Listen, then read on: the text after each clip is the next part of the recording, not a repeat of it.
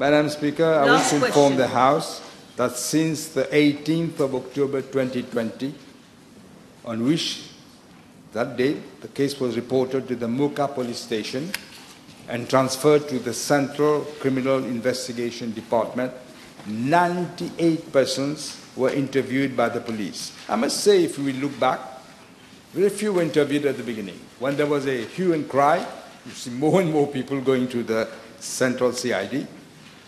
And so 98 persons were interviewed, including the former Minister of Commerce and Consumer Protection, Mr. Yogida Sowinaden. Thereafter, a judicial inquiry was instituted by the magistrate of the District Court of Mocha to further investigate into the matter, and a report was submitted to the Office of the Director of Public Prosecutions on the 22nd of November 2021. The report, according to extracts, was a damning indictment of the way the inquiry was conducted by the police and the departments under its responsibility. It was highly critical of the police's new level of incompetence. Never such a level had been reached, and for trying to bury hard facts under layers of official lies. The magistrate in the report was also highly critical of the police medical officer, a certain Dr. Ananda Sanasi. She referred to a scheme mounted around a concocted post-mortem examination that concluded the cause of death was a suicide when it was clearly later found to be a homicide. The Office of the DPP advised the police to carry an in-depth investigation anew, with utmost diligence and professionalism, with a view to exploring avenues as to the possible motives behind the unlawful killing of the late SK. I should say at that time, Madam Speaker, the DPP was requesting this. Don't forget what was happening to the DPP at the time. They were ignoring what the DPP was saying, completely, as if it never existed.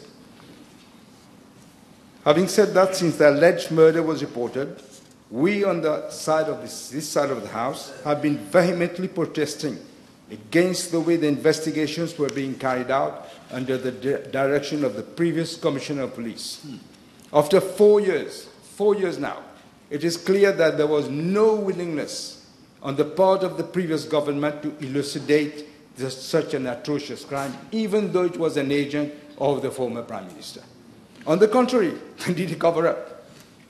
They said it was a case of suicide. The former Prime Minister even said, I've done my own inquiry. It is suicide. The citizens of this country, especially the affected family, are still waiting for justice to be done. I've said it before, Madam Speaker, and I'm saying it again today as Prime Minister. I wish to reiterate that I'm not at all satisfied with the way the investigations have been carried out in this case. This case is of utmost priority to the police, and the new Commissioner of Police has set up a dedicated team at the Central CID to conduct an in-depth inquiry with the clear-cut instructions to review all the recorded statements, which are being done now, and reports, and seeking fresh and compelling evidence to identify the perpetrators. Madam Speaker, I have further been informed by the Commissioner of Police that a retired police officer with extensive expertise in criminal investigation has been appointed as advisor to the Central CID to look into the whole investigation again.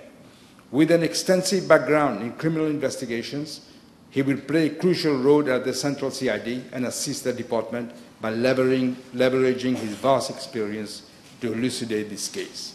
Madam Speaker, I have said it publicly. We will be enlisting the services of inquiry officers from abroad. We think it is essential. We've done this before. I have done this before.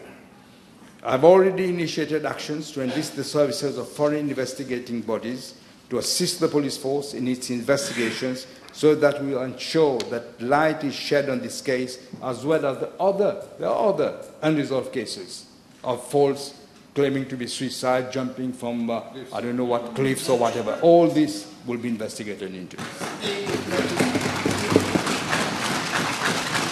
Time is up. Time is up for PMQT.